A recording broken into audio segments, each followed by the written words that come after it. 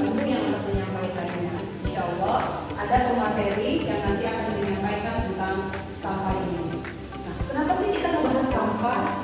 Karena ada proyek yang akan kita laksanakan, membuat sebuah karya dari sampah-sampah yang ada di lingkungan sekolah. Tapi sebelum ke arah sana, alhamdulillah kalian harus mengenal dulu. Walaupun yakin kalian semuanya sudah pada tahu apa itu sampah. Ya, berbagai jenis sampah di lingkungan kita itu sangat banyak sekali.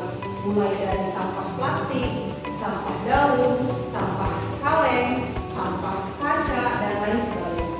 Nah, untuk lebih jelasnya nanti akan disampaikan oleh pemateri kita yang akan disampaikan oleh Ibu Stella Rahayu.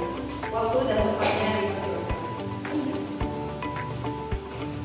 Terima kasih Bu Linda atas waktu dan tempatnya. Oke, selamat pagi. Assalamualaikum warahmatullahi wabarakatuh. Waalaikumsalam warahmatullahi wabarakatuh.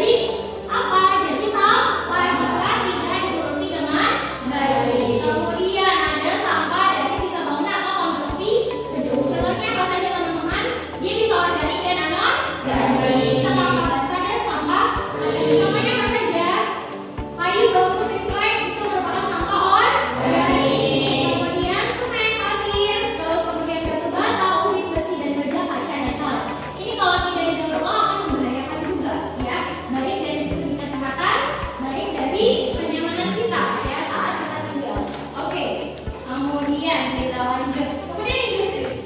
Industri adalah sisa-sisa dari apa? Kegiatan pabrik. Oke.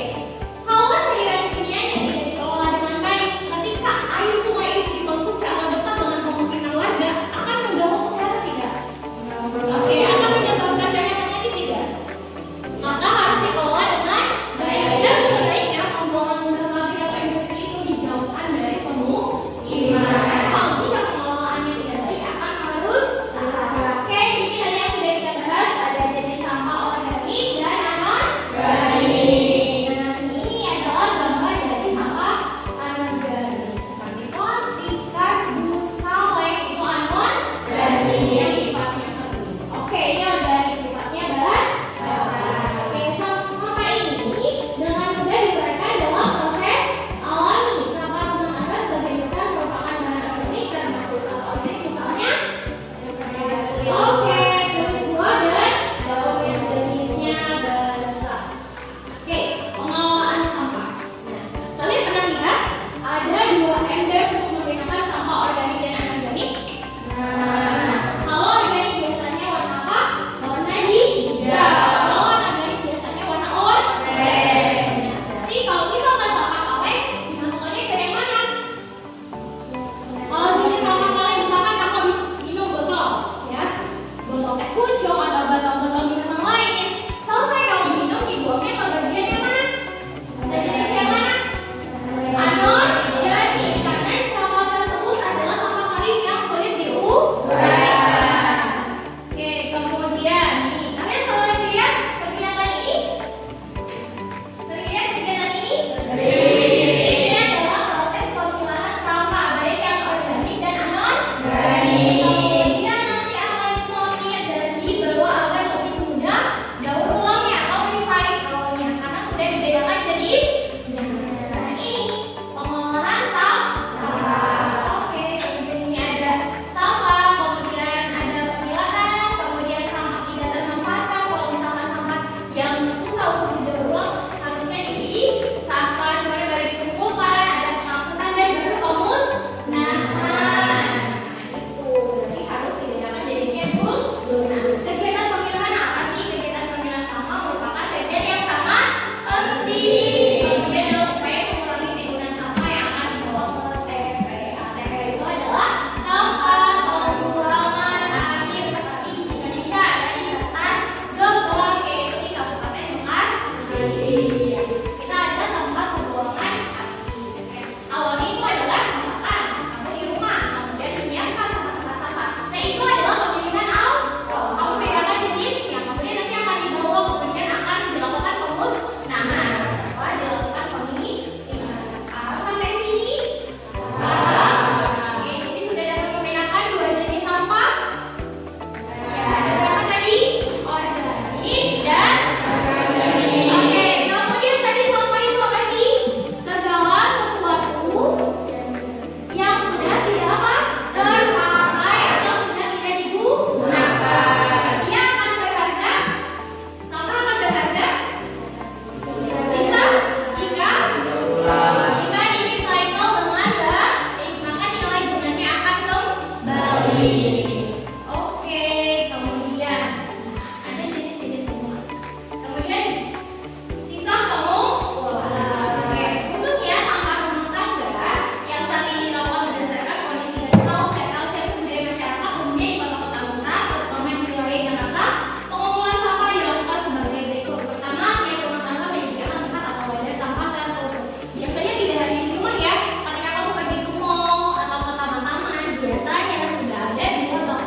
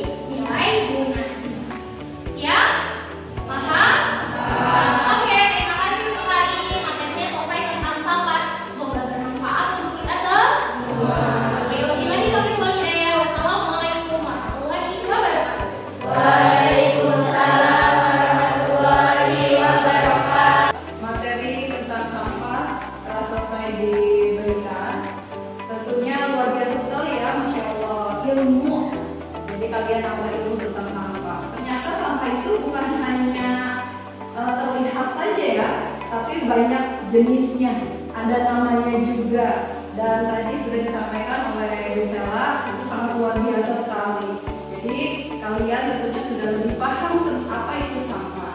Nah, karena itu, karena tujuan kita adalah membuat proyek dari sampah yang nantinya didaur ulang tadi, untuk sampah menjadi berharga, ada nilai harganya itu harus diapain tadi? Diciptakan yang lebih berharga. Karena kalau kita lihat di gambar hanya seperti itu saja, dia tidak ada nilai harganya. Tapi ketika kita daur ulang, maka akan terlihat nanti harganya seperti apa. Dan tentunya akan lebih mengurangi sampah yang ada di lingkungan kita. Nah, terima kasih untuk Bu Sela atas waktunya. Mudah-mudahan bermanfaat semuanya. Untuk pertemuan kali ini, terima kasih untuk semuanya, untuk waktunya dan atas ilmunya juga. Wassalamualaikum warahmatullahi wabarakatuh. Waalaikumsalam warahmatullahi wabarakatuh.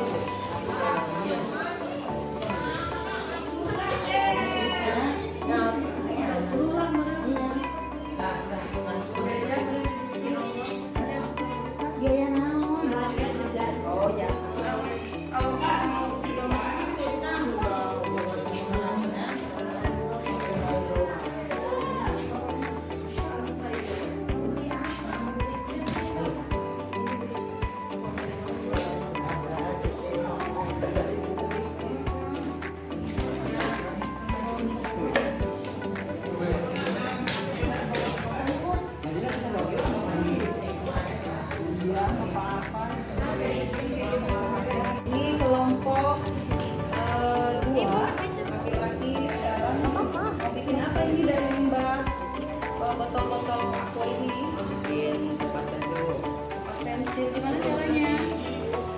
Pertama mau diapain dulu tuh? Sama digunting, potong. Potong.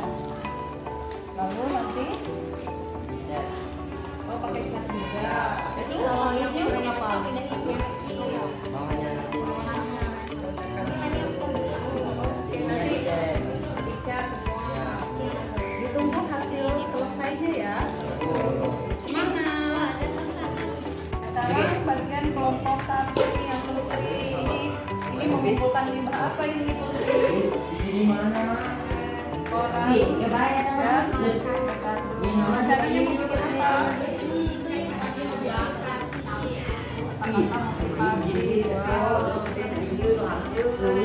Jadi apa ini? Itu Makanya ya. Semangat.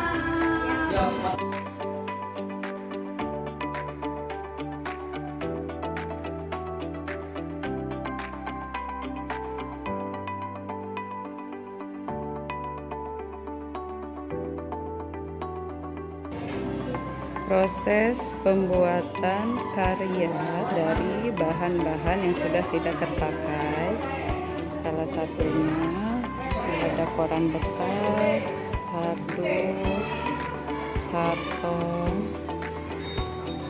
lalu botol aqua yang bisa dimanfaatkan untuk berbagai karya.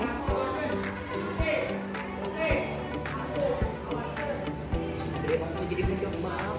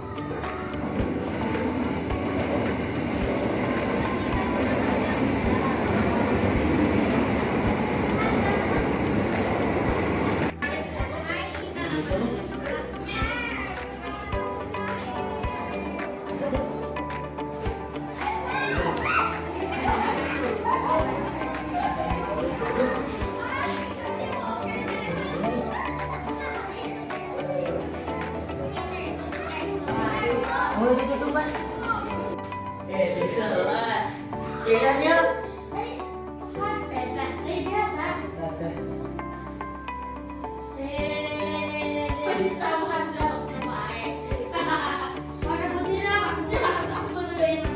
Panas ya, nggak ada jelas ya.